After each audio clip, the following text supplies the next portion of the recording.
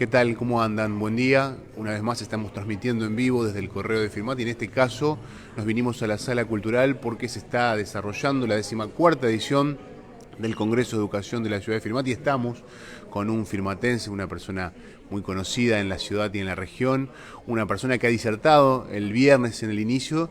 Estamos hablando de Marcelo Roche, que también está presentando su nuevo libro. Marcelo, ¿cómo te va? Muy bien, muy contento, Mariano. Bueno, muchas gracias por estar acá, el Correo de Firmat, y bueno, a toda la gente que escucha y mira esto, la verdad es que muy contento por un nuevo Congreso de Educación en Firmat, nuevamente volver a la presencialidad, con toda la apuesta que tiene que ver esto de armar un congreso, traer gente, conferencistas, colegas, y poder generar un espacio de reflexión en torno a lo que nos preocupa, que es la educación en tiempos de inclusión. Digamos, y con tantas cosas, me imagino, con tanta necesidad de poder hablar, de poder encontrarse en este tiempo de pospandemia. La verdad es que sí, muchísimas ganas de encontrarnos. Bueno, digamos desde principios de años estamos empezando a volver de nuevo a los congresos, a las charlas. De hecho, bueno, la semana pasada llegué del sur, una gira muy grande allá por Bariloche, Villa La Angostura, estuve en Aluminé, en varios lugares, en Neuquén, y pudiendo presentar mi nuevo material y reflexionando junto a los docentes, a los equipos directivos, a los equipos técnicos, profesionales que trabajan en pos de la inclusión de niños con problemáticas subjetivas graves y discapacidades, que es un poco lo que yo me ocupo hace mucho tiempo como psicoanalista. Marcelo, y en este recorrer el país, como lo estás haciendo ya hace un tiempo de manera asidua, ¿te vas encontrando con esta necesidad, digamos, de los profesionales de la educación, de la salud mental también, de tener herramientas? La verdad es que sí, la verdad es que es una necesidad muy amplia por los tiempos que corren. Son tiempos muy complejos en donde lo epocal, lo contextual, imprime muchas marcas en las infancias y bueno, en las personas en general. Los tiempos de violencias, de agresividad, las desigualdades que se acrecientan terriblemente cada vez más, generan problemáticas que no tienen que ver propiamente con lo que a un niño le puede pasar, sino con lo que un niño sufre. El niño sufre las mismas cuestiones que sufren los adultos y no tiene otra forma de demostrarlo que a través de las conductas, a través de sus manifestaciones, síntomas, reacciones fóbicas, resistencias escolares. Entonces todo esto nos toca ocuparnos, es decir, el docente necesita herramientas y uno como psicoanalista ve muchas cosas en el consultorio y yo pensé hace mucho tiempo que ya era hora de poder mostrarlo en un libro que se llama La convivencia como base en la inclusión escolar, donde ahí reflexiono todo lo que veo a nivel clínico como terapeuta y la idea es transmitirlo de forma sencilla a los docentes para que ellos puedan de algún modo comprender a los alumnos hoy en día llamados incluidos.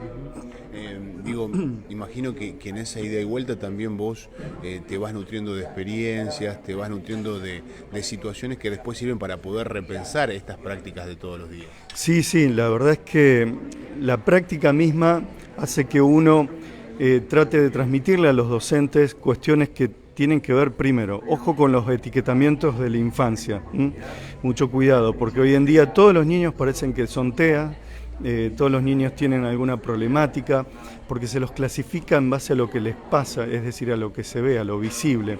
Y lo que nos preocupa realmente tiene que ver con esto. A nosotros nos interesa de qué sufre un niño.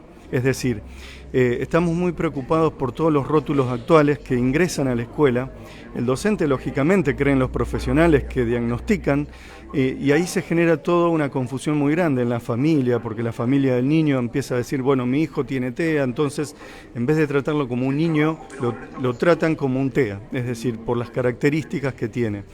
Entonces nosotros estamos empezando a pedirle a los docentes que no, que el niño es un niño, que tiene que habitar la infancia y que eso es lo más importante.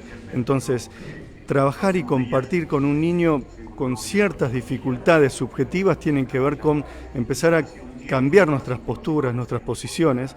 Y ahí, bueno, yo elaboré en este librito, ya que está lo muestro, muchas ideas, entre ellas, por ejemplo, la idea del docente bricoleur, que es un concepto que tomé de Levi Strauss, de un antropólogo, que tiene que ver con ese docente que hace lo que puede con lo que dispone. Y esto es una cuestión muy contextual, muy de hoy, ¿no? Es decir, el docente que con los pocos recursos que dispone, a veces un edificio que se cae a pedazos, que no tiene gas, etcétera, labura y hace lo que puede para alojar a ese niño.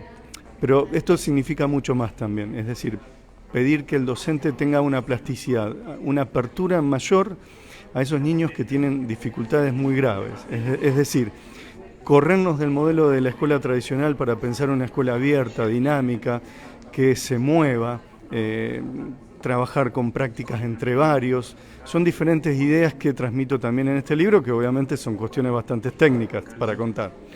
Marcelo, y en este marco también es necesario que el Estado vaya tomando nota y vaya aportando cosas, digo, porque uno puede darle herramientas al docente, puede sugerirle cosas, puede ayudarlo a reflexionar sobre sus prácticas, pero también, digo, si el Estado no puede acompañar todo eso, es difícil poder llevarlo a la práctica y poder transformar el aula. La verdad es que es así, la verdad es que el docente se encuentra en un lugar de soledad terrible, porque las políticas públicas no acompañan. O sea, yo creo que hoy en día un docente tiene que trabajar con un par pedagógico al lado, no solo por las cuestiones que implican de esto de recibir a niños incluidos, llamados incluidos, sino por las cuestiones generales, es decir, los niños ya no son los niños de antes, y el docente necesita recibir apoyo, es decir, tenemos docentes con sueldos muy pobres, docentes que, bueno, no se los apoyan toda su extensividad para que puedan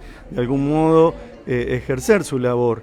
Y esto es fundamental. No se cuida la salud mental del docente, se le pide, se le exige y cada vez se sobrecarga más al docente. Entonces yo hablo también de el docente multifacético, ese docente que corre de acá para allá, que está en dirección y que de dirección tiene que ir a ayudar al docente porque no puede con un alumno y de ahí tiene que hablar con los padres porque hay un problema X.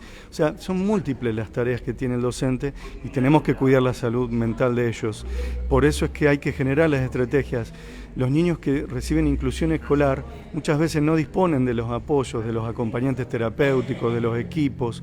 Ahí hay muchas falencias también. Las prestadoras a veces tienen largas demoras en abonarle a los profesionales que trabajan con los niños. Y esta es una cuestión política. Entonces, se exige la inclusión educativa, pero no se acompaña en políticas serias que realmente aboguen por eso. Entonces, esto es un tema que genera un cuello de botella en donde terminan peleándose docentes comunes, docentes especiales, equipos interdisciplinarios, familias. ¿Por qué? Porque la ley está, pero no están los recursos.